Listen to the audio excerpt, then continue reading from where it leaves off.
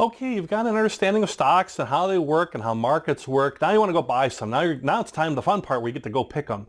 And there's a lot of different ways you can go to pick stocks. I mean, some people might say, I like the look of the company's logo or the colors that are in the logo, or I went and saw a Disney movie and I thought it was a great movie, so I'm going to buy Walt Disney stock, for example. Well, that's okay. Not as, expertise behind it, but a lot of people buy it that way, or they just regular buy their own company stock, which if you do too much can be a little risky, by the way. So be aware of that. But mostly folks are looking at a little bit more analysis, a little bit more data than that. And really the analysis comes down to two parts, qualitative information and quantitative information, or data that's become information. Usable data is information as we know it. So you're looking at qualitative and quantitative. And what's the difference? Well, qualitative is not numeric. It's kind of those non-number type ways, and we'll look at that in a second here. And then quantitative is the numbers. It's the hard, cold numbers. So let's take a quick moment to look at these two things before we start getting into things like ratios and really in-depth around different ways that you can evaluate companies.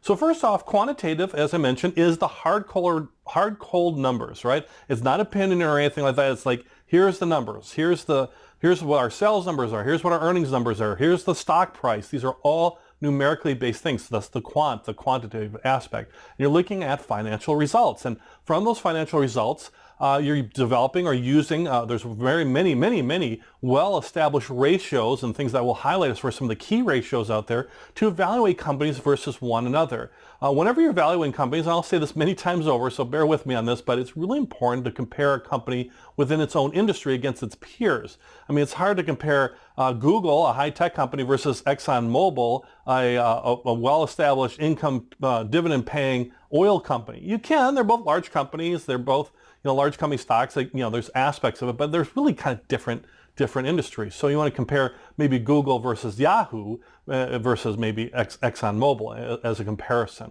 So financial ratios, you get those from different sources. And when we get into the ratio part, we'll talk about exactly where to find them or how to get them. And most of them are publicly domain anyway, so you never really need to calculate them. But it's important to understand where they come from. And they typically come from the business financial statements. And those are, the balance sheet, looking at the assets and liabilities of an organization. What do they own? What are their assets? Buildings, fixed goods, real estate. What are their liabilities? What do they owe in debt, or who they got to pay stuff to? So their liabilities, you subtract those two, you got what are your income or your net value of your company. What's your retained earnings? So if you're accounting, you would get all that. But the idea is you're a moment of time as far as looking at your balance sheet. Then you have the income statement, which is showing the inflows of money and where that goes from the income statement. And then the statement of cash flows is really analyzing cash and inflow and outflow cash and how's your cash position changing. Those three documents that are required to be published out there are very, very important where a lot of these ratios come from. But those are the cold hard numbers. That's just like numerically, I'm not invested in it because I like the latest Disney movie. I'm just looking at what is the numbers on.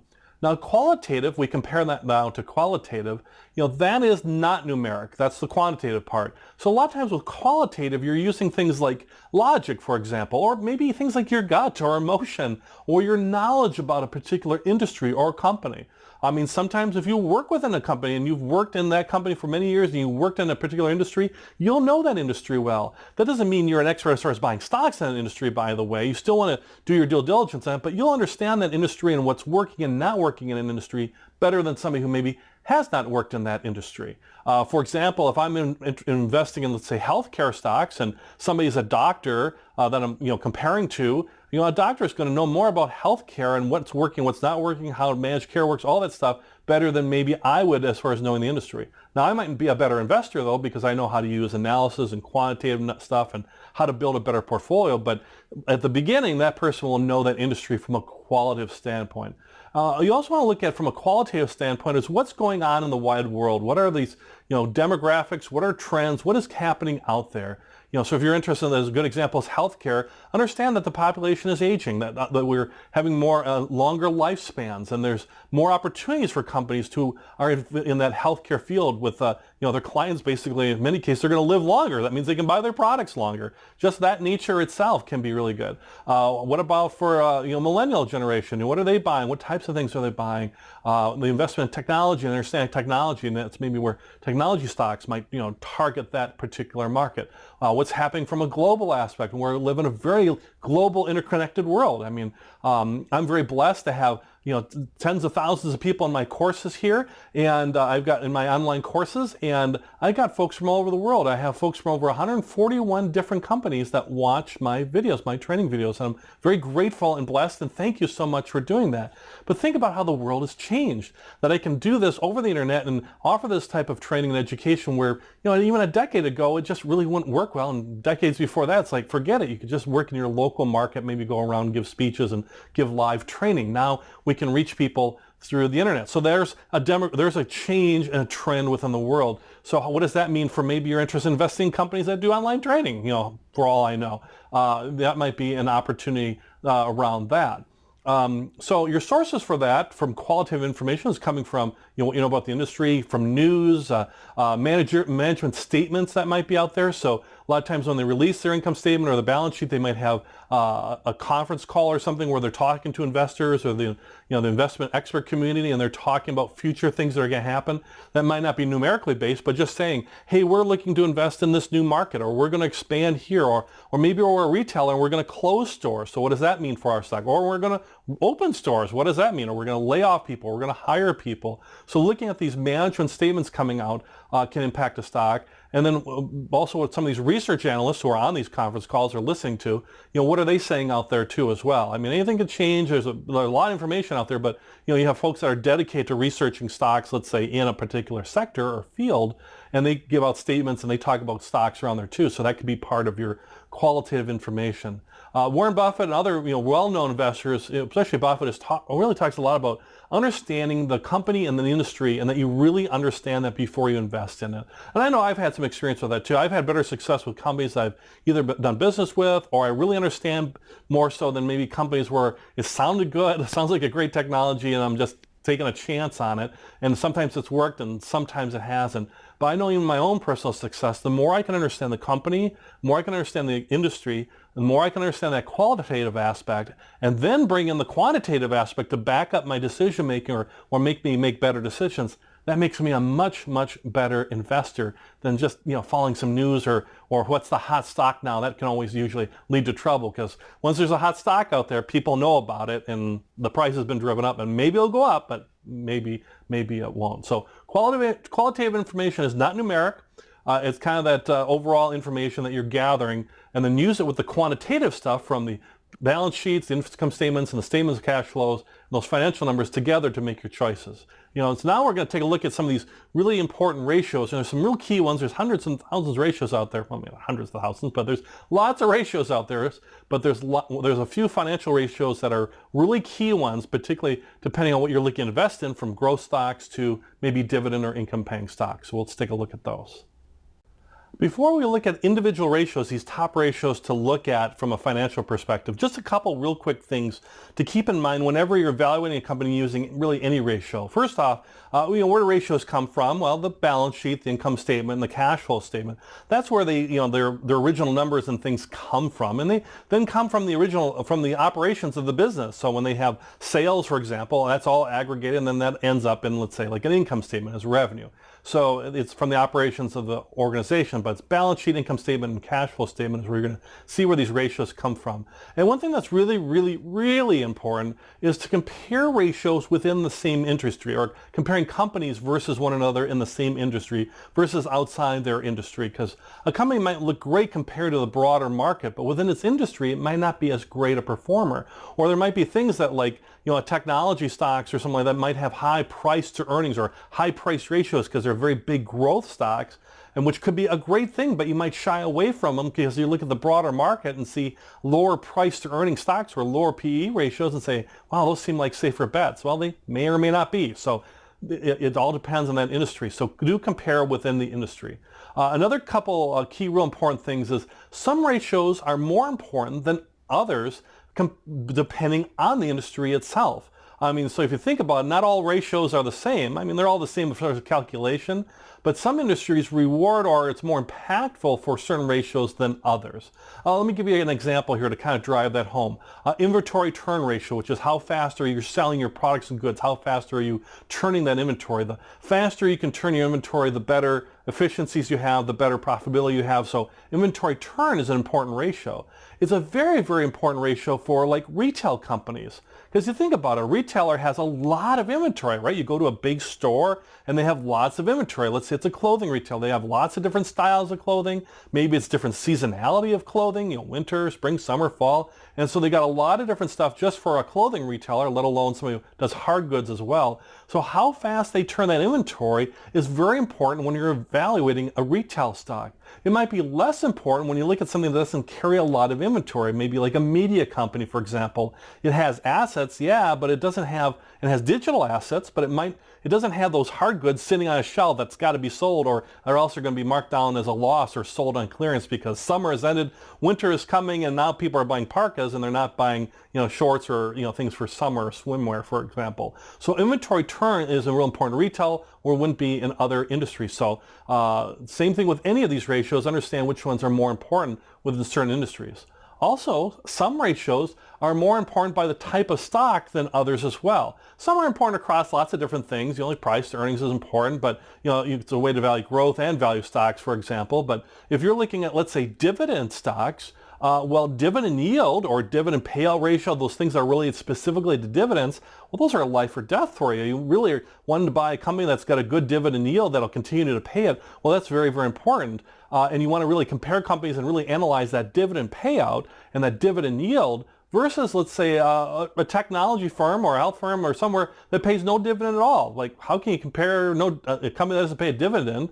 Dividend yield doesn't mean anything anyways. It's no big deal. Or if you look at, we'll use technology again. There's some technology companies like Microsoft that pay a dividend, but are you going to buy Microsoft because it just pays a dividend? Well, you might, but maybe you want to go with more growth stocks in technology, for example. Either way, for dividend stocks, you're looking, that ratio is more important than maybe even like a retailer with inventory turn. Maybe it's a retailer that pays a dividend and you might be more concerned about dividend yield. So the type of stock, whether it's a growth or an income type stock, can make a difference as well. And understand there's lots of ratios out there. There's hundreds of ratios, and I'm going to give you some here that are the real key ones, the ones that you see across the different categories, from liquidity to all sorts of things, evaluation. If you do these ratios, you're going to be fine. At least you'll get a starting point. Many people don't use ratios at all, but if you're going to use ratios, these are the key ones that are used over and over again. If you try to analyze a company by like 100 different ratios versus 10 other companies, that's just going to take a lot of time and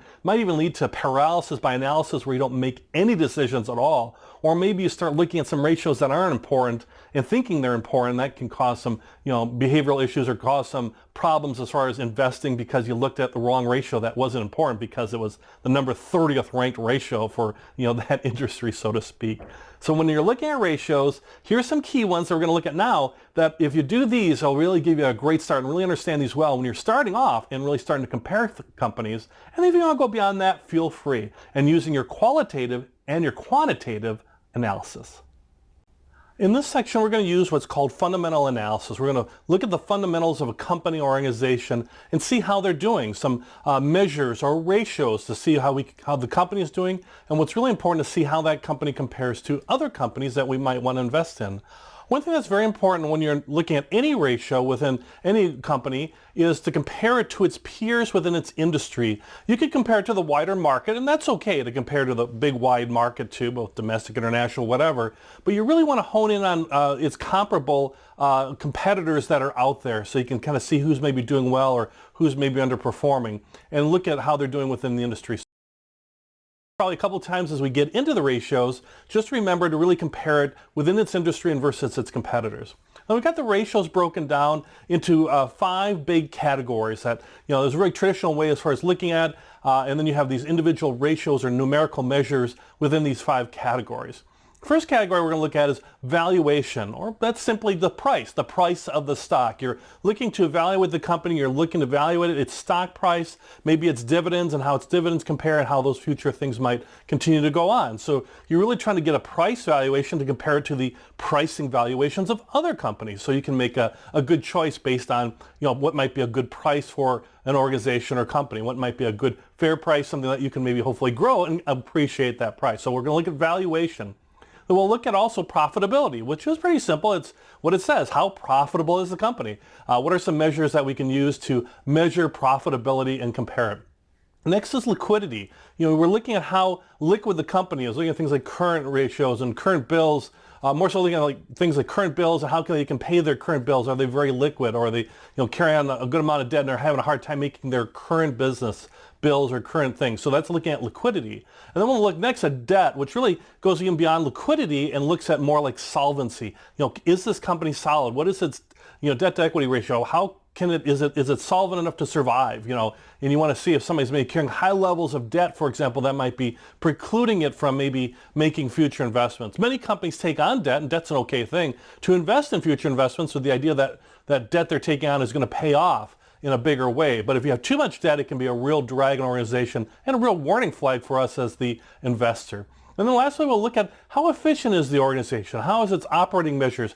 How is it doing compared to its peers as far as being a good, efficient operation? And really evaluating the management basically with this, using financial measures to measure management effectiveness. So this is a good way to see, maybe it's a good company, maybe it's got some good other ratios, but how effective is management in running this company? As we know in business is all about managing scarce resources, right? We can't just add tens of thousands of more people to a payroll. We have to manage these different scant resources of people or personnel or equipment or whatever it might be. And the efficiency ratios will help us to look at that in a closer way. So looking at all these ratios together, you're going to look at these companies, you're going to compare them with the industry. Some ratios might be more impactful for particular industries or companies than others. Things that are looking at dividend paying stocks, for example, dividend-based ratios are very, very important. But if it's a company that is a growth company, a high, fast growth company, and they don't pay a dividend at all, well, then dividend ratios aren't very important at all to that type of company.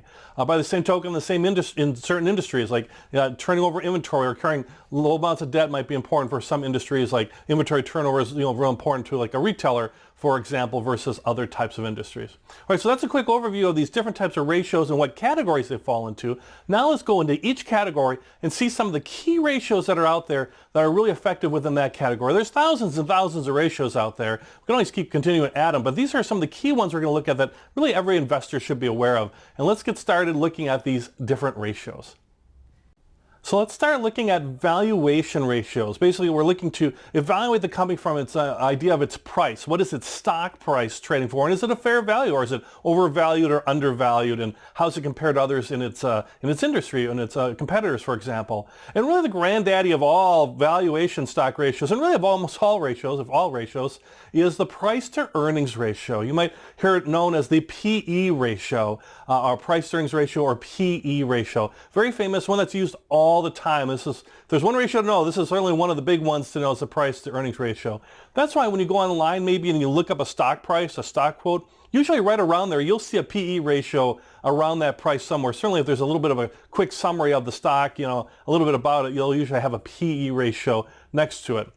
Because you're really comparing the price to its earnings, and that's the formula or the ratio behind it. It's price per share divided by earnings per share. Now the nice thing about all these ratios is you don't have to manually calculate them. You can if you like doing that stuff. They're in most cases not hard calculations, but it's basically the price divided by the earnings is for the PE ratio. And you get that right off the income statement. So if you want to calculate yourself, get that earnings off the income statement, look at its current stock price, and dividing price divided by the earnings per share, or EPS, and doing the calculations around that. But you never really need to do that with any of these ratios. So I'll show you some places, a search form at the end of here, and we're looking at some ratios so you can kind of see where it's all done for you. But basically PE is the price divided by the earnings. And think of the price earnings ratio as what you would pay for $1 of earnings, right? So for every dollar of earnings, this is what you should maybe pay in terms of a price earning. Now, it doesn't necessarily match that way. Sometimes they're overvalued or sometimes they're undervalued, but that's kind of the idea behind it. And really all you're looking for with the PE ratio is to compare amongst other companies. And the general rule of thumb over many, many years was that low PE ratios are of a value. They're being underpriced in the market. Low could vary by industry, for example, like maybe a technology industry. All might have very high price to earning ratios as far as companies because people are expecting high tech, high growth things from that versus a more stable industry like utilities or things like a coal company or things that make electricity that might not have a very high valuation as far as a price to earnings ratio as far as traditionally, or rule of thumb.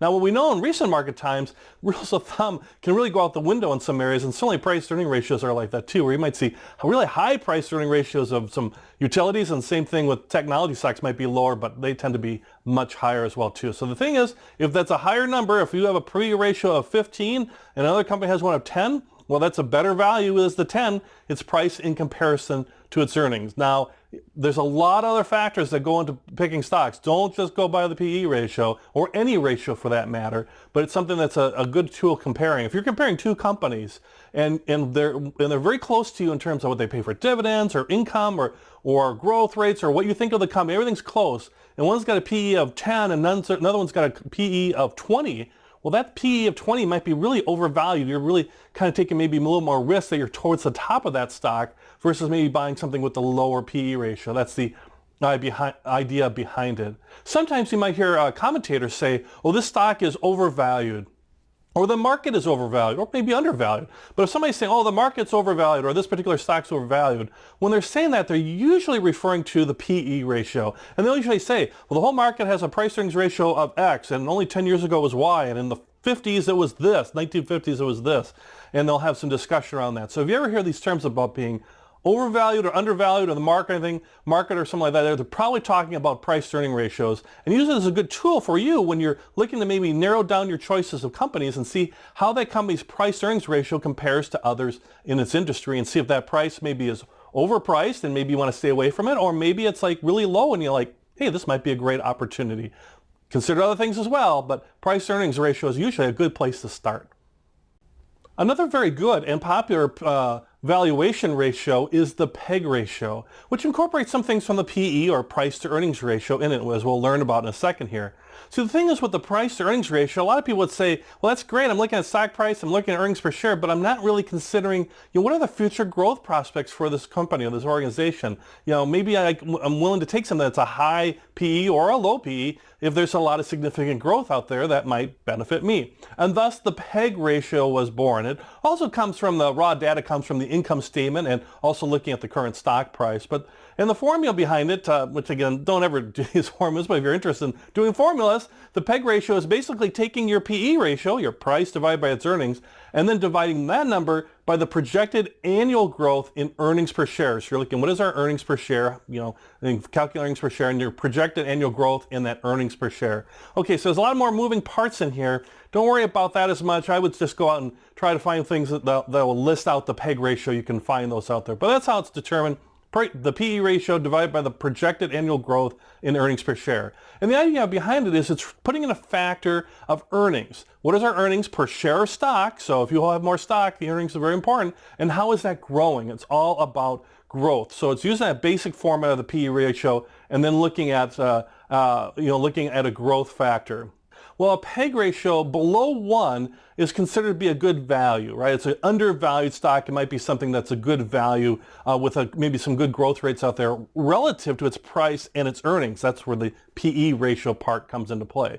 So if you're a value investors love PEG ratios because they're looking for companies that might be, whatever reason, the price has been driven down, but their future, and maybe their earnings have suffered in the short term, but their future earnings per share growth rate might be great, which makes a better, a PEG ratio, basically more below the number 1. So if anything below 1, take a look at it, and actually the smaller the number when it comes to PEG ratios, the better. So if you're looking at a company that's got a PEG ratio of 0.5, and the one you're comparing it to has a PEG ratio of 2.5, well, that 0.5 is a much greater value when you look at it in terms of price and its future earnings per share growth. So PEG ratio, great, particularly if you're looking for those undervalued stocks. Another way of looking at evaluating or the valuation of stock prices and picking stocks is a price to sales ratio. Not as used as much as a PE ratio and not used as much as like a PEG ratio for value investors, but it's still very, very important. And you get that off the income statement. You're looking at your sales and the recent stock price. And the formula is the price per share divided by the annual sales per share. So you're looking at it on a per share basis, the formula. But you can find these, they'll say P/S, a P price to sales. And it's like price to earnings or price to book or some of these other pricing comparison to something ratios. And price to sales, you're looking at, what kind of price did you get or what kind of price are you willing to pay for $1 of sales is one way to look at it. And you're really kind of comparing firms based on their sales relative to their pricing in the market. So if you've got a company, let's say that has a price to sales of 2 or 2 times and another one of 4 times, well, that means you're paying a high price for that 4 times company. And you want to ask yourself, is it worth it to pay for that sales? Is it worth to pay that much? Or is it a better value maybe to go with the 2 times one? So it could be good or bad either way, but the lower the price of sales, might be a better value when you're looking at stocks. A price of sales that's high might be a higher price relative to its sales. And a lot of people like price to sales. I like price to sales too. Amongst all these ones that we're learning about, all these different ratios taken together, all within the industry, so we keep saying that over and over again. But it's good because when you look at like earnings and things, frankly, there can be a lot of different manipulation around earnings. Some are criminal, and you might hear stories where there's criminal manipulation and hiding things off the books and all that, and that's terrible and illegal. But there's also some manipulation as far as when you receive money and when it's going out and what you're expensing and out. There can be a little bit more. You can play a little bit more with like earnings, and many companies do to hit a certain earnings number. They've projected earnings, and if they don't hit their number, their stock's going down. So you might see a little bit around them. But sales is a harder number to manipulate because, you either made a sale or you didn't make a sale. It's either showing up on the revenue line of your income statement as revenue or sales, or it's not. So it's a little bit harder to hide that or shift it. But it can be done. Anything of these things can be done with magical accounting, I guess. But it's something that's a little bit harder. So a lot of people like price to sales because it's a little bit more consistent of a number and a little bit more reflective of an organization as far as the numbers. So it's just another evaluation and a good valuation to say, hey, in order to grow, in order to do well as a company, we need sales. We can always cut and reduce our expenses, and we can do that. But the bottom line, we need to grow sales and grow sales relative to our price to be a good value company to maybe buy. And if we're not growing sales and our stock price is maybe real high, that might be something to look at and maybe avoid. You're looking for companies with good sales, growing sales, and if their price is undervalued, hey, that's great. Have that lower price to sales ratio. So another thing to look at, something a little more consistent, is price to sales. But I would consider it with price to earnings and some of these other ratios as well. Price to book ratio is another valuation stock price ratio. You're evaluating that stock price of that organization in comparison to others in the industry. And price to book, you get that off the balance sheet and its most recent stock price. The formula is the price per share divided by the book value per share. Now, you might be thinking, well, how do I calculate book value per share? It's actually already on the balance sheet. It's listed as shareholder equity. So if you like to do calculations or want to do it, just look for the shareholder equity section, and then you can compute that versus its price to book value. You can compare that, the price to the book value or shareholder equity. And really the idea behind it is the portion of the company that the people own. It's the shareholders. You and me are shareholders. So if I own 2 shares and you own 1 share, I own twice as much stock as you in that particular company. It's a matter of how many shares you have. And so you're looking at the book value and you're dividing by the number of shares outstanding to give you the book value per share, right? So you got shareholder equity, you're dividing that by the total number of shares, and that's how much it is per share, book value per share. And that you can then use to compare to the price per share. So you're making fair comparisons, the price per share versus the book value per share. And the idea of the book value per share is that's almost a gauge of what not only the shareholder equity, but also like what is the company kind of worth? It's a good measure to think, the company is really worth at least this. What is $1 of equity? How much are you paying for $1 of equity in this company? So sometimes companies that have fallen on some hard times, or there might be some big fast downdraft in the market, you might get really close to their book value per share. That should be higher than 1, but it might get close or maybe even below. So you're like, boy, I can buy this company and get more of the company for my purchase of that price to the book value of the share. So if you're looking for really valued stocks or low price stocks, you'd be looking for some of the low price to book value is what you're looking at, or P/PB. or P/B. And if you see a company that's really overvalued, that's got a high price to book, it might also have a high price to earnings, maybe even a high price to sales, that's telling you something that people are really taking on more risk and really putting money into that company and paying a premium. They're paying a lot for that company. They're paying a high for the actual book value of that company because they're thinking hopefully that something's good going to happen in the future. And you have to decide yourself using your other ratios, your other types of investment things we're learning, decide, well, is this true or not? Because you are taking on more risk if you're looking at something that has a high price relative or comparison to its book value. And value investors, they love looking for low price to book value type shares. So you're comparing with the industry, but if you see somebody who's doing great in price to book and somebody who's low, that low company might have the opportunity to raise its stock price, is the idea behind it. Maybe it never does, it just goes down, we get that, but it might be something to look at when it's looking at its price to book ratio.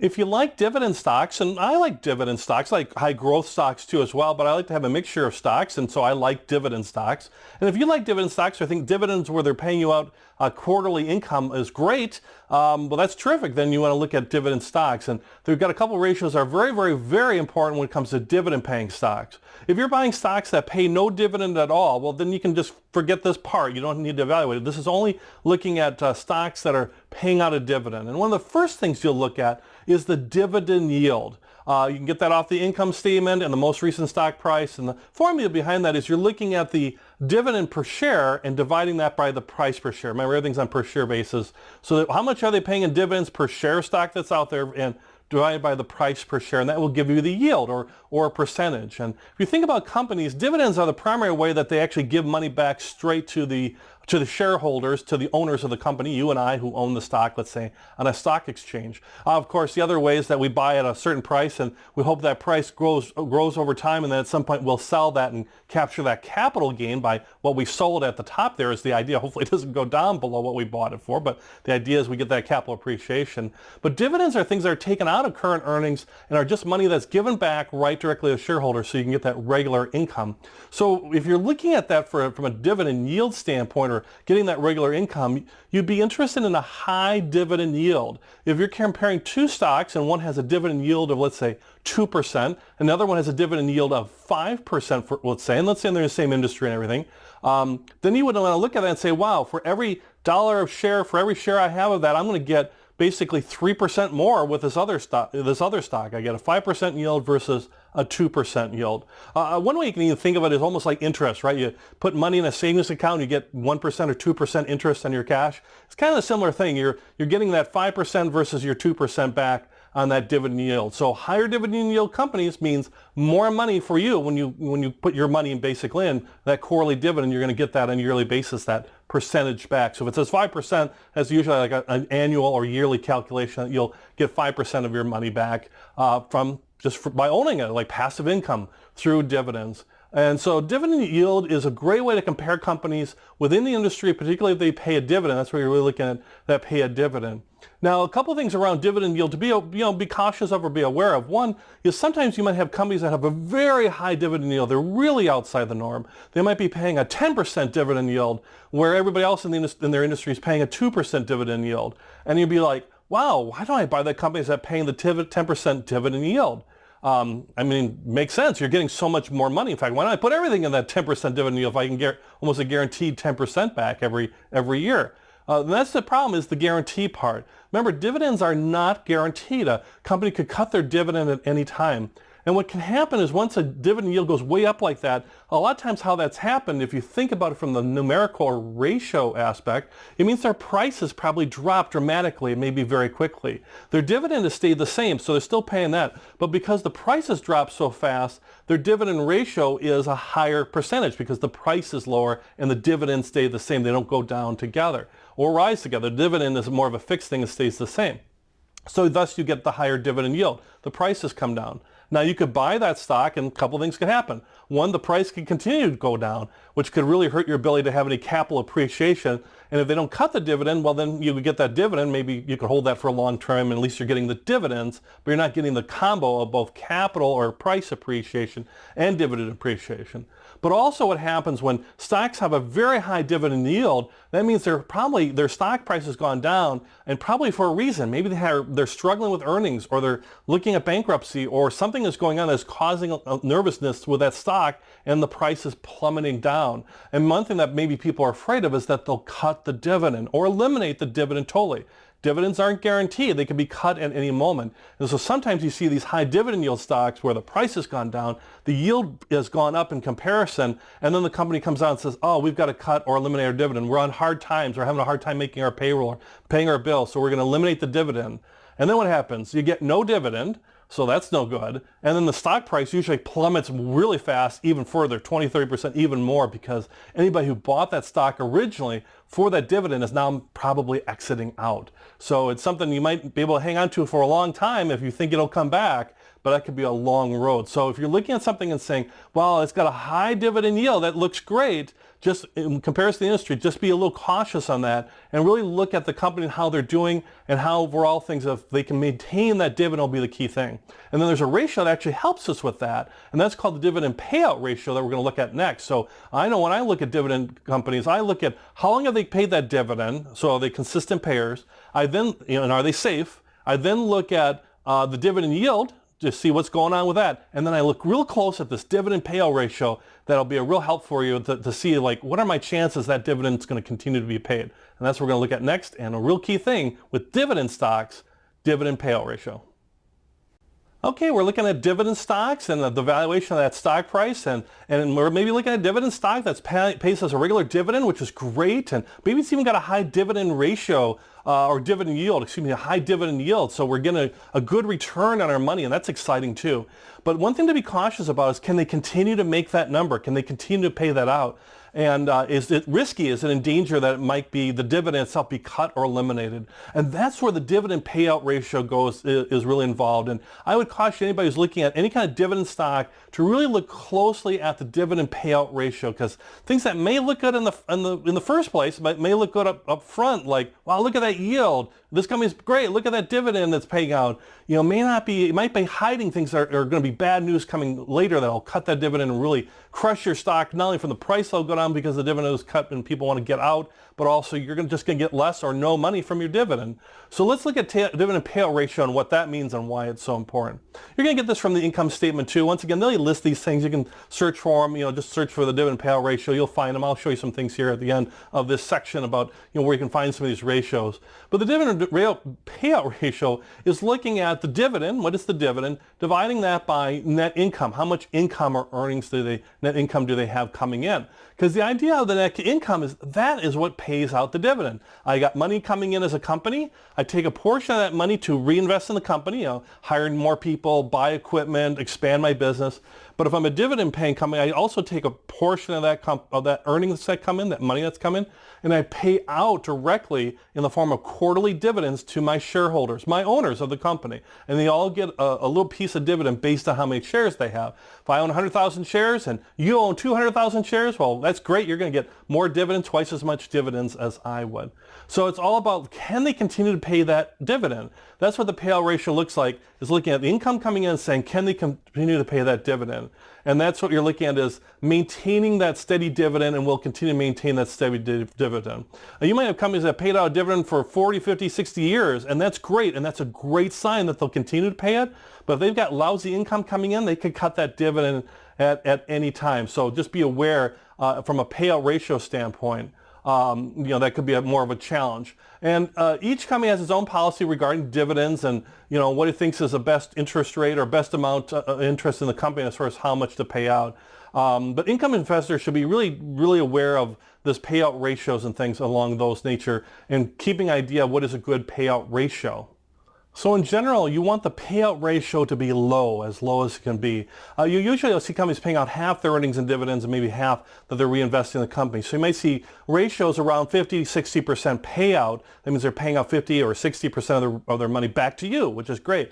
And if you're in between like the 50 to 70% range, that's okay. That's pretty good. You can compare it within the industry, but even if you're at 70%, that's pretty good. They can usually maintain that as a steady pay on that dividend. Maybe you want to look at some of the other ratios like debt equity ratios to see if they're carrying a lot of debt, so it might be a problem in the future. But right now, if they're 50 to 70% of earnings is getting paid on a dividend, you're okay. But you want the number to be as low as possible. When you start getting up to be 80%, 90%, that means a lot of other income coming in is just going right up to shareholders, which is great. But maybe that's a problem as far as something happens, their sales go down or their earnings go down. Now they can't make that dividend. They got to cut their dividend, and then bad things happen. The stock price goes down. You're getting less dividend. A lot of bad stuff around it. Now, certain dividend-paying organizations like real estate investment trusts or REITs, are by law will pay out 80% or higher. I think it's like 90% of their dividends out because of some tax advantages. At least the United States are around that. So that's why it's important to compare within its industry. If you're comparing real estate investment trusts or REITs, that's going to be a different number than maybe utilities or another type of like banks or another type of industry. So compare within its industry. But as a general rule of thumb, 50 to 70% is good. Anything above 70%, get a little cautious. You get above 80 and higher, you might want to stick away. Something's going to happen, or stay away. Something might happen. You just have to be cautious with that investment. If it's at a high payout ratio, that means the stock prices come way down, or they're having earning problems, getting money to come in to pay out.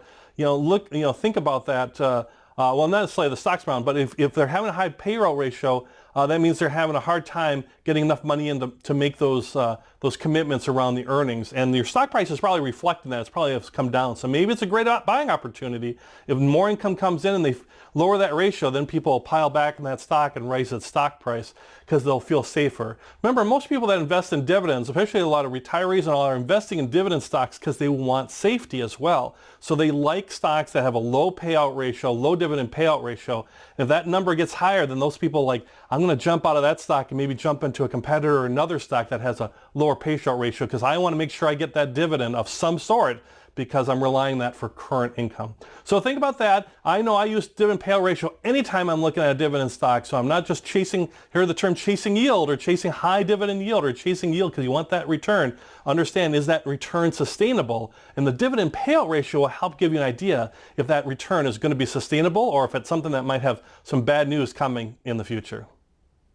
So in these big five categories where you can have different ratios like valuation and debt, whatever it might be ratios, there's also the section on profitability, which makes sense. We want to invest in companies that are profitable and that are using their assets wisely to continue to grow profits over a period of time, the period of time when we own their stock. And that's what we're really curious about and really want to key in on. And ratios can help us to evaluate a company as far as profitability and then compare within others in the industry and even the wider market, but really try to hone in on competitors within its own industry.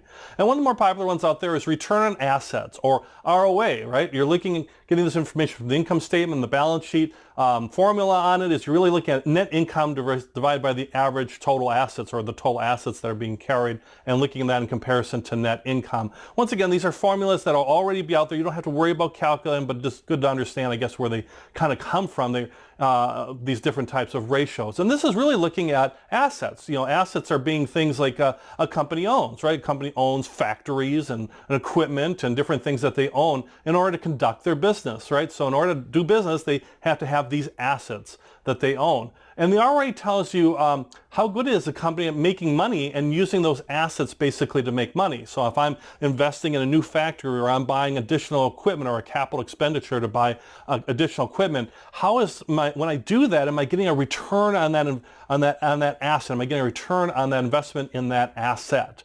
And that's what return on assets is looking at. So for example, if a company A has $10,000 in net income and owns $100,000 of assets, well, then it would have an ROA of 10%, which is nice, but doesn't mean anything until you can maybe compare it to others. So if another company, let's say, has the same thing, but it's $20,000 in net income for that same $100,000 in assets, Well, they now have a 20% ROA, the bigger number. And the bigger number shows me that they're using that same amount of assets more effectively. Now, as we know, there's companies of various sizes within industries. So by using a ratio, we can now compare maybe a bigger company to a smaller company and compare how they're each using their own assets effectively as one ratio of many others that we might use when we're analyzing stocks to buy.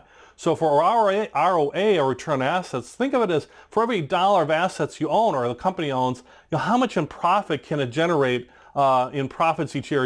Maybe around 10% in profits is a good rule of thumb with ROA. So ROA, or return on assets, the whole thing you're looking at is a bigger number. So if I have company A has 20%, or in this case, company A had 10%, and company B, if we had a fictional company B, was 20%, well, that's at least telling me it's using its assets more profitably. That doesn't mean the other things are going good, like its price earnings or its dividend yield or what the future might hold. Those are other things, but we can at least say, at least this management team's pretty good at managing and using its assets. That's a good sign because that means they have a better chance to be profitable than a company that is less efficient or less efficient with their assets.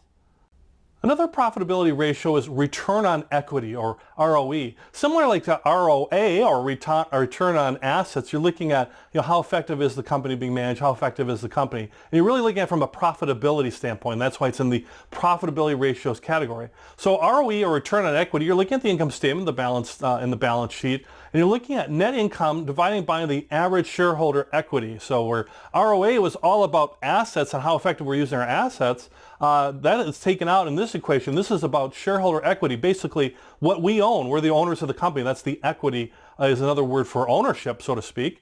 And really ROE is saying how good is the company in rewarding its shareholders? How much money are we making per our dollar or per our investment? So as an investor, ROE is something we're very concerned on. We want to make sure that companies are giving us a good return on our investment from an operational standpoint, or return on equity. So for example, if a company, let's say company B reported $10,000 in net income, right? So that's great. They got $10,000 in net income, and the shareholders have $200,000 in equity. So in that shareholder equity, there's $200,000 out there.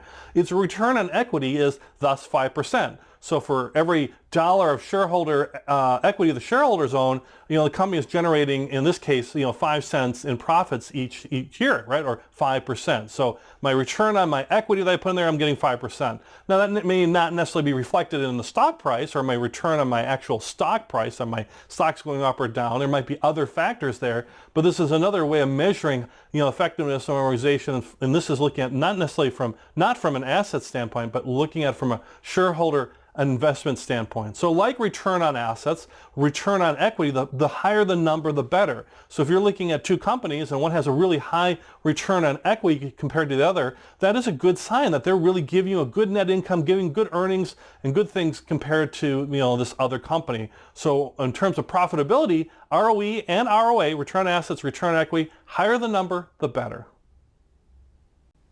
If we were to talk about profitability just from a base level, and you think, well, what makes a company profitable? Probably what's coming in your mind is like, well, profit margin, right? We sell goods and services and we get money in return for those, and we want to sell our goods and services for more than it costs us to produce or make those goods and services. And thus, that difference between what we sell and what we cost to make it happen is our profit margin, right? And we make that margin on every sale. And that's a key ratio to look at, is what is a company's profit margin? You can get that from the income statement. The formula is, looking overall, the formula is net income divided by its sales, right? So we're looking at how many sales we're making in terms of dollars, and then what's our net income coming in, and dividing that net income divided by sales will give us our profit margin. How much are we making basically per sale? And we want to have good profit margins. The higher the number, the better, right? That's something pretty basic there. And this company is kind of calculating, how well your sales are flowing through to the bottom line. If you make a sale, but you don't make much profit on it, that's not going to the bottom line that can then be used to invest in other equipment or invest in things, or used maybe to pay out dividends or pay out things to the shareholders or buy stock or whatever it might be. So higher margin is better, and higher profits are always better for shareholders too. And is that profit margin increasing, staying the same? Is it going down? Those are some things you want to look at. One thing that's very, very important, as I mentioned, in all the ratios, I talk about how important it is to compare within this industry. But with profit margins, it's extremely important to compare within this industry, because different industries, by their nature, have higher profit margins than others.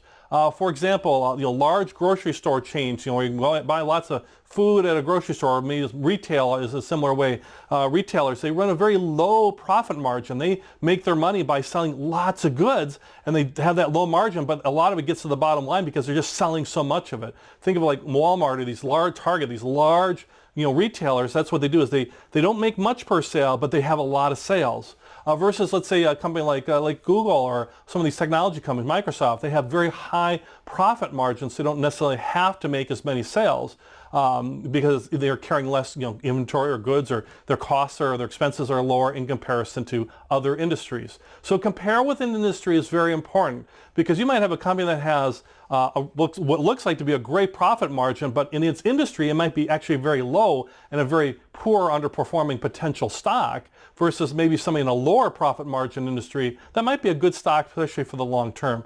But overall, profit margin is about how money flows to the bottom line. So as shareholders, we like higher profit margin, and many people just like to exclusively invest in companies that have higher profit margins. It gives them a little more room to error.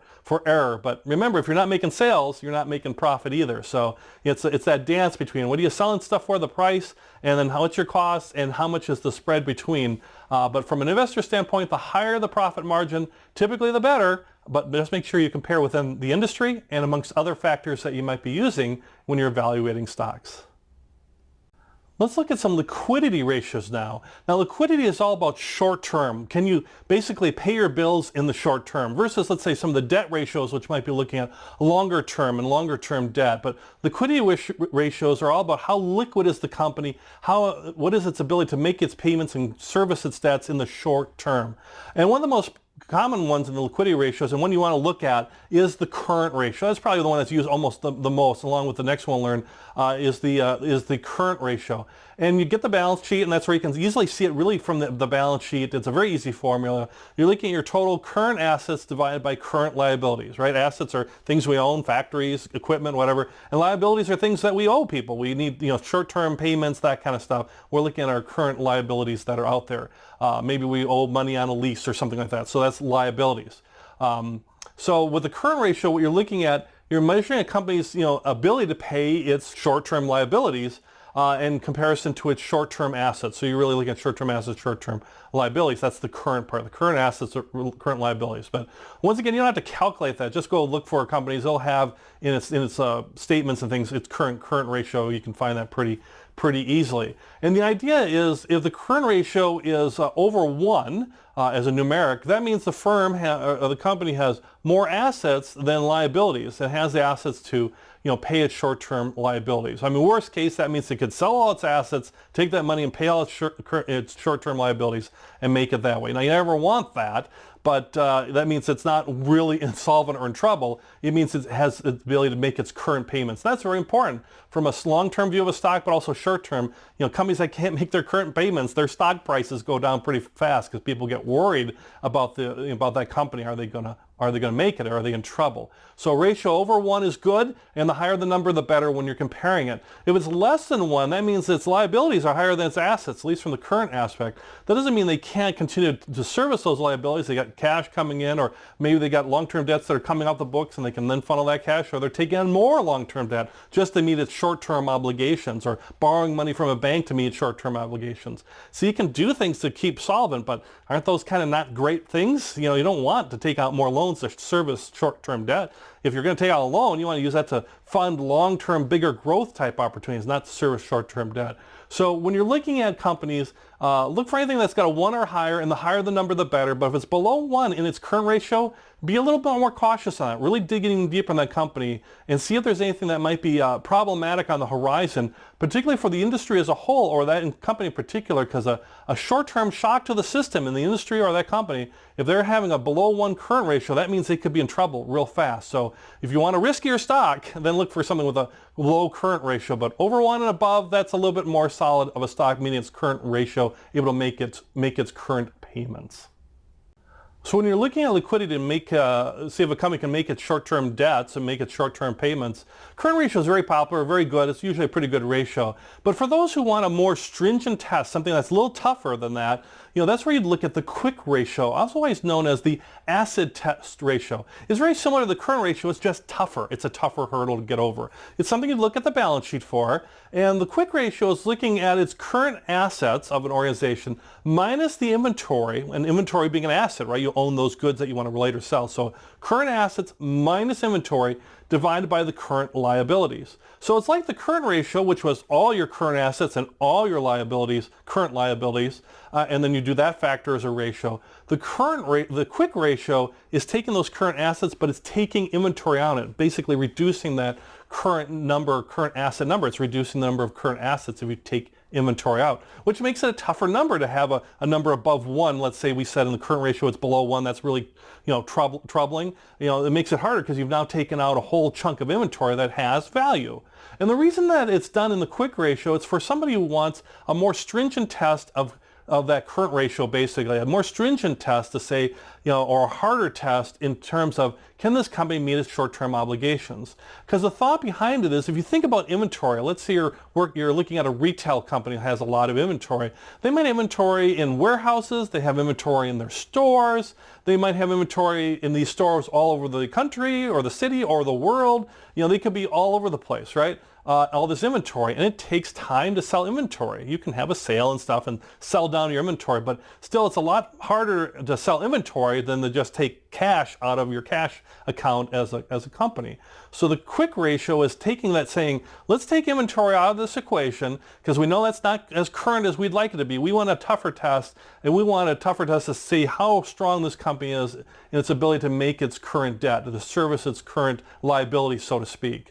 And that's how we take inventory out. So the quick ratio only looks at those assets minus its inventory, and then all those current liabilities stay. So if you've got a company that's got a good current ratio, but then when you look at its quick ratio and it's really lower, it's going to be lower, but it's going to be much lower, maybe troublesome compared to other companies in the industry, well, that might mean that they're carrying a lot of inventory, for example. You might want to look at things like an inventory turn ratio or look at other things, because now that's a little troubling. It's like, yeah, we have a lot of inventory that's just basically building up our assets, building up our current ratio, but really to liquidate all that inventory, and we always need inventory on hand for our customers at some point anyways, that could be troubling. So if you see companies that have maybe low current ratios and you're really concerned about it, look at its quick ratio and see how that compares to the industry. Maybe it's okay, but it might also be a real indication that there's danger ahead. And you see a company that has great current ratios and great quick ratios, heck, at least with that company, it's great with its short-term liabilities and able to meet those short-term liabilities.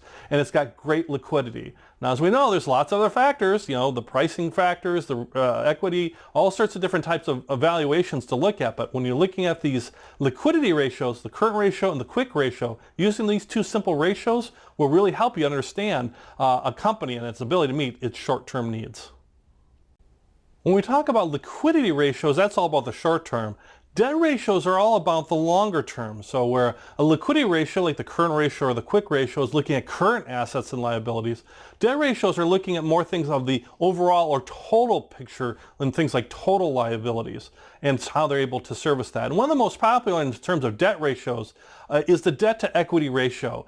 In fact, things you have out there like PE or price earnings ratio that's used a lot. I think that one that's used also a lot from a lot of people is debt to equity ratio, because you're trying to see how much debt is out there and can the company service that debt, that long-term debt, and how does that compare to equity, which we're equity owners, we're owners of shares, and thus that's equity. So let's take a look at the debt to equity ratio, real common ratio that you'll be probably using quite a bit. First off, this is all coming off the balance sheet, like those liquidity ratios, and you're looking at the debt in comparison to the equity. So you're taking your total liabilities right off the balance sheet. What is the total, not current? Now you're looking at total liabilities, and you're dividing that by the total shareholder equity. That's you and I as shareholders. How much shareholder equity do we have there? And we're comparing basically the debt versus the equity, because companies need money to expand and grow. A lot of it's coming from current income. That's where we want to grow, is from earnings per share. We want income coming in so they can then invest in the company, or maybe invest in us by giving us a dividend payout. So income is great. But this, we're looking at how much of our company is being serviced by debt, money we're borrowing, versus shareholder investment. And if there's a lot of debt, well, that's maybe not necessarily a good thing at all. And it measures that relationship between the amount of capital that's been borrowed, the debt, versus the amount of capital that's being contributed by owners or share owners like ourselves. We're comparing that debt to equity is what we're doing. And as that ratio increases, so as you have a bigger debt to equity ratio, the stock actually becomes more risky because they might have trouble meeting that debt obligation or servicing that debt. If you can't pay your debts, well, what happens? You go into bankruptcy, right? That's a terrible thing. Or you got to continue to borrow more debt to service your current debt that's coming due, and it's this bad downward spiral. And you can sometimes see companies that they think they'll turn around and say, yeah, we just another quarter, another year, we'll be fine. We're carrying a lot of debt. Don't worry. We got this new product in the pipeline. It'll be great. But meanwhile, they're piling up lots of debt. And if you see companies in comparison to their industry, where you want to compare once again, that are, or even the broader market in this case, that have these real high debt ratios, that should be concerning. So look for companies, when you're comparing them, that have low debt ratios is a good thing. Now, all companies, well, not all companies, many companies carry debt. That's okay because they're borrowing money. They're going to invest that debt in equipment or factories, or maybe buy another company, a merger or acquisition, and looking at your ROE or return on equity, maybe they're going to take that debt and things will be great because they're using this debt, and it's going to be they're going to make more on their debt than that they're paying out as far as interest on that debt and overall paying the debt back. Is the idea. But that's like a smaller part. You don't want it to be a big number, especially in comparison. So overall, when you're looking at debt to equity ratios, bigger is not better in this case, bigger is badder. So lower debt to equity ratios or even no debt is a much better thing to look at. But don't be surprised. Most companies have some debt. Some debt is okay. Some debt is good actually to help fuel growth. But just watch out for those big companies or those companies with a big debt to equity big debt to equity ratio, because that could be really concerning. Now let's look at the interest coverage ratio, another real good ratio. It can get a little wacky as far as understanding it, so bear with me a little bit on this part. But the interest coverage ratio, in a nutshell, is looking at how is my firm, the company I'm looking to invest in, are they able to make their payments? Are they able to make their interest payments on their debt that they're carrying? Thus, it's in the debt ratio bucket as far as these different ratios that we have out there, like debt to equity would be in the debt ratio bucket. And if you got maybe a higher debt to equity ratio company, you might be thinking, ooh, that might be a little risky. I wonder if they're able to make their payments. How are they doing making their payments? Well, the interest coverage ratio is right there for you to help you out with that, answer that question. So it comes off the income statement, and you're looking at your coverage ratio, or your interest coverage ratio is calculated by looking at your EBIT divided by interest expense, right? And so you're thinking, oh, what's an EBIT? Come on, what's an EBIT? So EBIT is earnings before interest and taxes. It's a measure, a financial measure, accounting measure to look at basically your operating income. How much income are we getting from operations? And that's what you want to know is, in this case, is are we getting enough money coming in operationally to then service our debt, to service our interest? So that's why the interest expense is backed out of that, because we want to get a comparison of those numbers in terms of a ratio. This also can be known as the times interest earn ratio. So if you ever see TIE ratios or times interest earn or ICR or interest coverage ratio, essentially they are the same thing. So they measure really the same thing. And how well can a company meet its interest payment obligations, right? If I can pay my interest, if I can pay my debt, then I can keep going and continue to earn more money and all that. Just like you might own a home or a car where you're paying regular monthly payments. It's the same thing. Interest coverage ratio is looking at those regular payments of interest, and can a company service that debt, and are they making their payments? So maybe they have a large debt to equity ratio, but they're having enough operating income coming in that they have no problem paying their debt, and they're able to use that borrowed money to fuel this fast growth. Heck, that might be a great thing, particularly for a growth company. So any company that has a debt or an interest coverage ratio that's lower than 1 or 1.0, that's usually a sign of trouble, right? You want that operating income to be bigger than that interest expense, in terms of a ratio. So you want that to be a bigger number, and the bigger the better in this case. So if you see anything less than 1, that's really concerning, especially in comparison, in correlation, that is, with the debt equity ratio. You see with somebody with a high debt equity ratio, they're carrying a lot of debt, and they're having a very low interest coverage ratio, so they're having a hard time paying that debt. And then you might be looking at their earnings, their sales, and all their stuff. There might be a lot of warning signs around that stock. You might want to move away from that stock and look at somebody who's carrying less debt and has no problems with their interest coverage ratio, because it's above 1, and hopefully quite a bit above 1 in comparison to others. But certainly being above 1 is where you want to be in the interest coverage ratio. Okay, so there's some good ratios out there to evaluate stock prices and dividends and things and debt and equity and all sorts of things. But we also want to look at a firm and say, well, how good is the management team? How good are they using some of these things that we're doing? And is there some numbers, so some numeric things, some quantitative data we can look at beyond just the qualitative data of like they talk nice or maybe they seem like smart, nice guys. We want something maybe a little bit more numerical to prove it to us. And that's where efficiency ratios come in. They're a quantitative or a numeric ratio that is looking at management efficiency, basically. And one of the most popular out there that you can look at is the asset turnover ratio. Basically, it's looking at how fast are we turning over assets in relation to sales. You look at the income statement and the balance sheet. If you did want to do the numbers by yourself, you don't have to. You can always find places that will list a company's asset turnover ratio, usually on their own website. But the formula is they're looking at sales. You're looking at your sales or revenue. You're looking at sales. And you're dividing that by your average total assets, how much total assets you got. And when you're looking at it, you're looking at the efficiency of those assets. So it's similar to ROA, like return on assets. But the asset turnover ratio is really looking at how good is the company at using its assets to make products that sell, to make more sales, right? So you're looking at sales as a number and looking at assets in comparison. How fast are we turning over those sales in comparison to the assets? So for example, if company A reported $100,000 in sales, and it owns $50,000 in assets, right? So that's its equipment, its factories, the different things it might have. It has $50,000 in assets. Its asset turnover ratio would be 2 times, right? For every dollar of assets that's owned, it's generating $2 in sales each year. And if you look at things like profitability margin and all that, you can kind of figure out, well, if I have $2 in sales, this is how much profit will come down. And then with that profit, how much of that profit is going to go into, shareholder equity, or how much of that profit is going to go maybe pay out in a dividend to me, which is great, or how much is being reinvested in the company. So you can see how some of these ratios tie together. But it's really about efficiency, right? Management and leadership in business is all about being efficient in managing scarce resources. So assets is a scarce resource. In this example, the company has $50,000 in assets. It doesn't have $2 billion in assets because they just can't afford to buy all that. So they have $50,000. But with that $50,000, how much in sales are we making with that $50,000 in U.S. Sales? And that's where the $100,000 comes in. So with asset turnover ratio, you can see the bigger the number, the better. If you had more sales in comparison to 50,000, you would have a higher number than 2. Or if your 50,000 was less and you still had the same $100,000 in sales, your asset turnover ratio would still be high. It would be over 2 in this case. It would be still a higher number. So more sales you have, the good. Less assets you're using to make those sales, that's great too, and that's how the ratio is using it in comparison. It's really about efficiency, and companies with a good asset turnover ratio in comparison to their competitors are saying, yeah, we're able to use our assets much more efficiently and better than our competitors. And that's a good sign.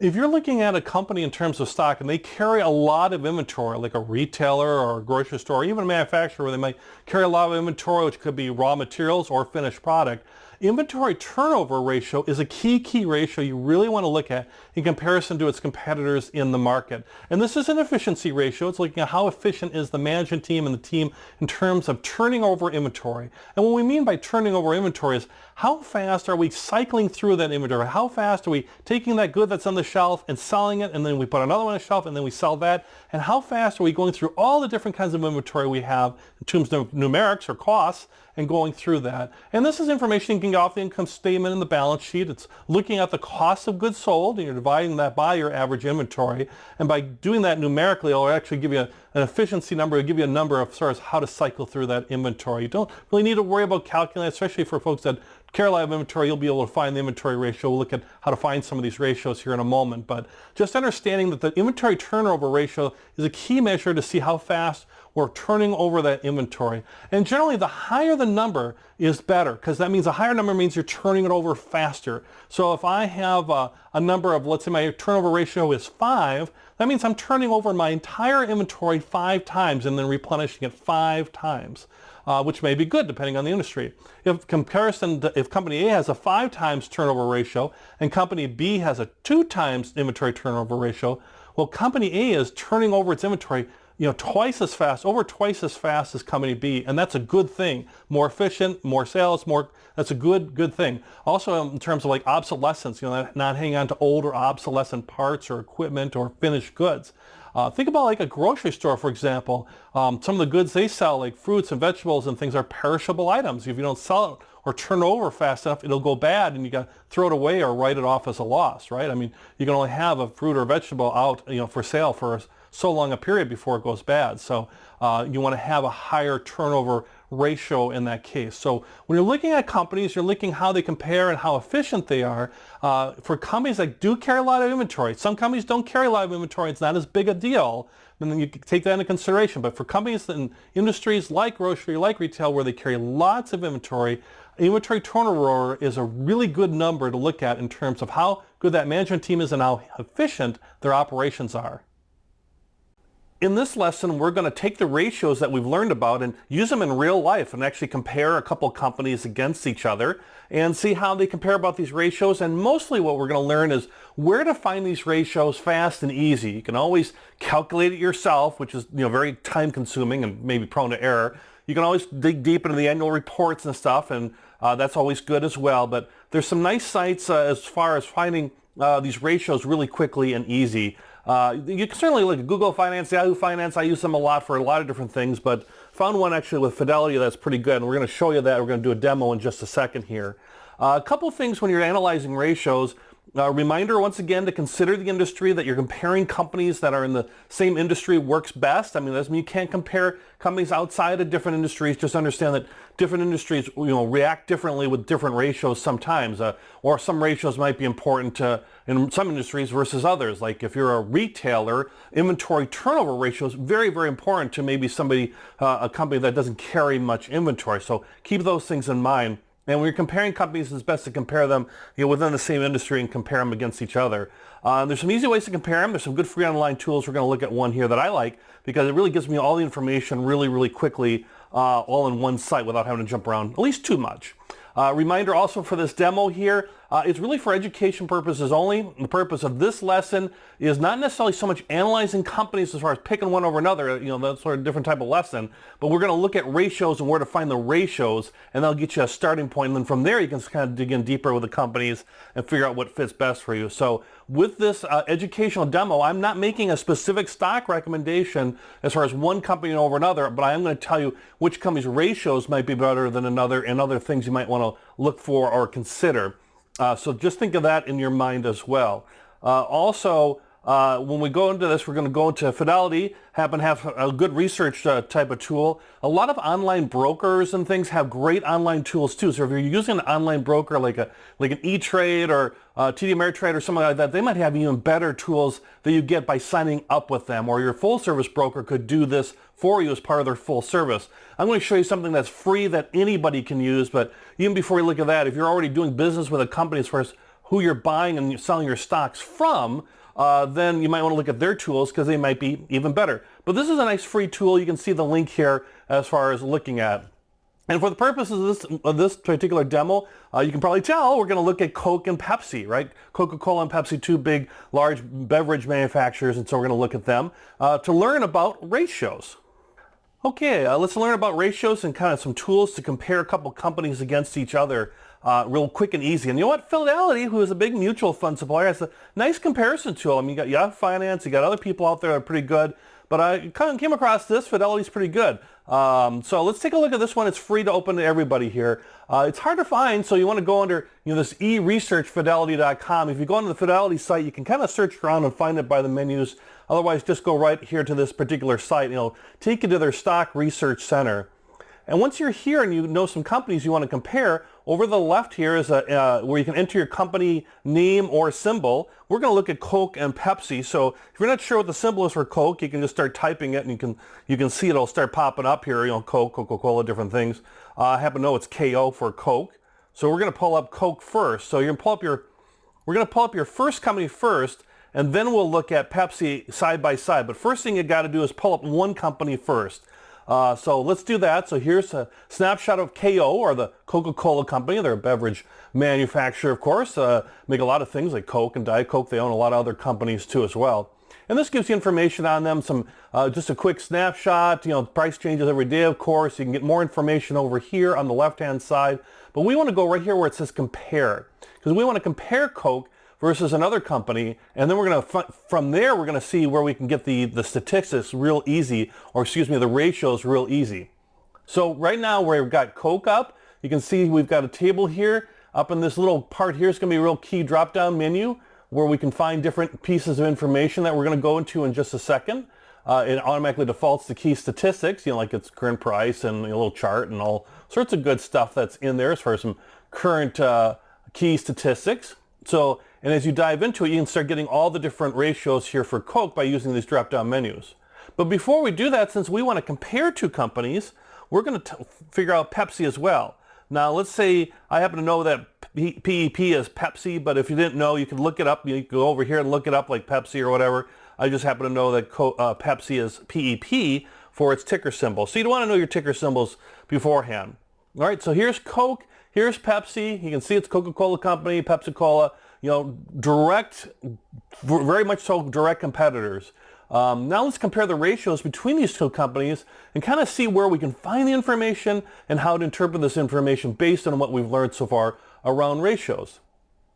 So we have these 5 categories, right? We had valuation ratios, profitability, liquidity, debt, and efficiency, and there were ratios inside each of those broad categories.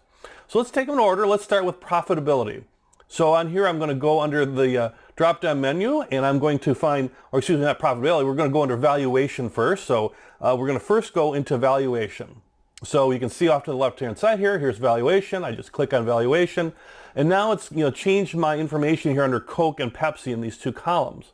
And as I scroll down, I can start finding some of these valuation numbers. Like we're looking for things like the price to earnings ratio, or PE ratio, or the PEG ratio, or price to sales, some of those types of ratios. So let's see what we can find here. So first off, price to earnings. You can see here is price to earnings. They got this year's estimate or versus next year's estimate. Let's say we want to look at something that's a little bit more oriented towards this year. You can pick either one, but you can see Coke is at 22.1 and Pepsi is at 22.2. They're pretty close. So, but that's where we'd find our price to earnings. By the way, at the end of the lesson, I have a spreadsheet all set up where we're going to have all the ratios together on one spreadsheet so you can see where everything's at. So you can get a kind of final determination, maybe, on these 2 companies as far as the information. So right now we're going to look at just where to find the information. So when you're looking at your own companies, you can find it. All right, so here's price to earnings. You can see that. Maybe you've looked ahead looking for some other things because you can find other things under here too. Like here's the PEG ratio. You can see Coke here's PEG ratio and Pepsi's PEG ratio, so we'll be capturing that information. We also want to look for price to sales and price to book, right? Well, here's price to sales down here at 4.22 for Coke, 2.45 versus Pepsi, and then price to book here as far as for both of those as well, 6.83 versus 12.43. And as a reminder, for all these valuation ratios, you typically want them to be lower the number the better. That means you're getting a good value for your price. The exception would be the PEG ratio, where if you want to both be under 1.0 as a reminder, once again, this will all be on the spreadsheet we'll look at the end, so you can see they're both a little higher than 1.0. So if you're a value investor, these might not be great value stocks for you at this point in time. And by the way, ratios and things like stock prices are all at a particular point in time. All right, so those are some valuation ratios, and that's why I like this site pretty nice here from Fidelity at the eResearch.fidelity.com, because boy, I just found out all my information for valuation right there, except for dividends. Dividends was in the valuation category as well in terms of our key ratios. And we can find them easy because they have their own little spot. Here's dividends right under here in the second one from the top. So if we look at dividends, they'll give you all sorts of dividend information. How much is the dividend? We're looking for dividend yield, and we're looking for dividend payout ratio. So yield, the higher the number, the better. And here is a dividend yield percentage on an annual basis. Coke 3.32, 2.86 for Pepsi. So Coke will pay us a little bit more per share if we own that company. Also, we want to look at payout ratio, which is, we want that number to be, a lower number as far as the payout ratio. And we're also really concerned that anything that starts getting over like 70% might be a little concerning. So if we look at our payout ratio, you can see they both pay out pretty high. They're 80, 85, just something to keep aware of. But you can see one number that's not part of our top ones, but something I look at when I look at dividends is growth rate.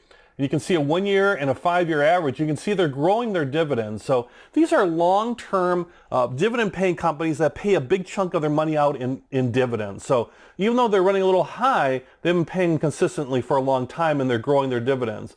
If I saw a high payout ratio like this and dividends were at a negative rate or things look bad there and I dug a little deeper and they maybe cut their dividend or whatever, that'd be certainly a warning sign if you're looking at a dividend stock. But right now we know the payout ratio is at 80.46 and 85.03. So that's our valuation ratios. Now let's look at profitability, right? So can we find these ratios easily as well? See, everything's right here, really nice. So let's go into profitability. It's listed as profitability here.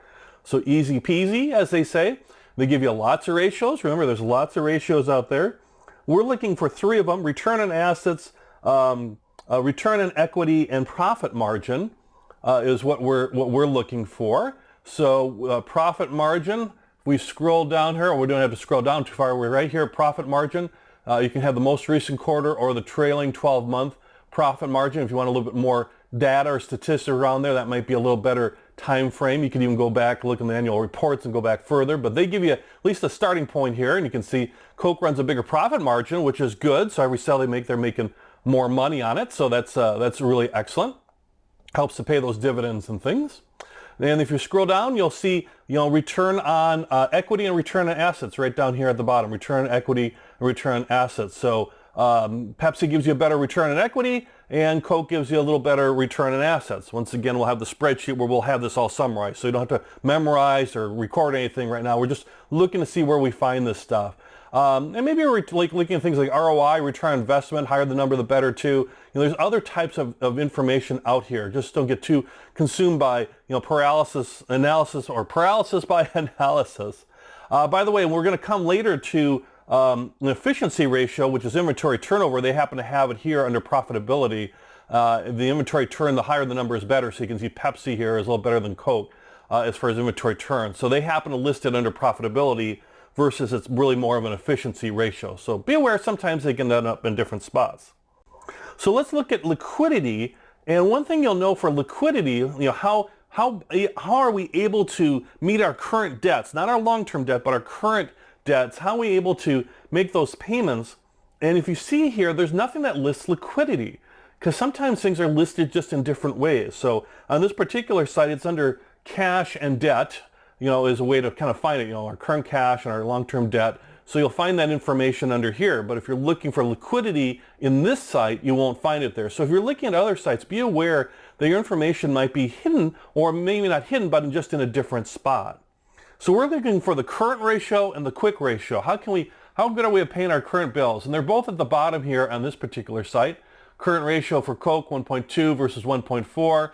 Once again, you want these numbers to be greater than 1.0, that you're making your debts. And the quick ratio or asset test ratio is a tougher number than the current ratio, as we learned. So, that number should be lower than the quick ratio because of how it's calculated. And once again, if you're at a 1.0 or better on a quick ratio, that's really good. That means you're really, you're making your payments so you seem like a very liquid company. You're not in trouble. If you're greater than 1.0, if you're way lower than 1.0, then that might be a little concerning. Well, more than a little concerning. Next, we want to look for debt. And we also find that under the cash under this cash and debt area, and we're looking for debt to equity, and we're looking for interest coverage ratio. So debt to equity, you can see that right here under total debt equity. You can see a trailing 12 months debt to equity, or a most recent quarter debt to equity as well. So you can see they're pretty similar. But you can see their debt to equity. So they have pretty good sized numbers as far as debt to equity. Lower the number, the better as far as your debt relative to your equity. And then lastly, we were looking for inventory. Why do I keep saying inventory? Interest coverage, our interest coverage ratio, and that's right here above the current ratio and quick ratio on the bottom under debt ratios. And you can see our interest coverage is right here as far as our interest coverage ratio, and you want that to be greater than 1.0, and they're both knocking that out of the park. So we're not worried about making our our current interest. Anything could change at any moment, but right now it looks pretty good. All right, and then lastly, we're looking at our efficiency ratios as far as that category, looking at how fast are we turning over things. And there isn't really an efficiency thing in here. Sometimes it might call management efficiency or something, or it might be hidden in another area. So in efficiency ratios, we're looking at asset turnover and inventory turnover. What we knew under profitability was that inventory turnover ratio towards the bottom here. And so that's our inventory turnover ratio that we'll capture. And the one thing that's one downside on this side is no site's perfect, and this one doesn't happen to capture asset turnover. So if you really want to dig in deep and get into asset turnover, you can look at return on assets, which is a good number to look at if you're looking at assets. And once again, that's found under the profitability, the return on assets. Let's go down here. You can see return on equity, return on assets.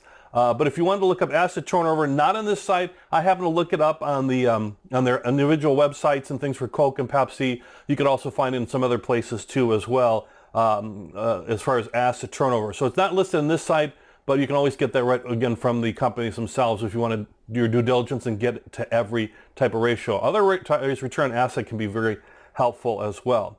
So the nice thing about this site from Fidelity, once again, look at if you have your own sites that might be like you're hooked up with a particular online broker or something like that. They have some pretty robust sites, but this is free, and see how we were able to easily get all the information. So we got all the information. Now I have a spreadsheet here so we can kind of compare, well, how they end up doing. How do we compare at this moment in time? And there's a lot more ratios. There's a lot more qualitative information out there too, but right now in this moment of time, how do they compare?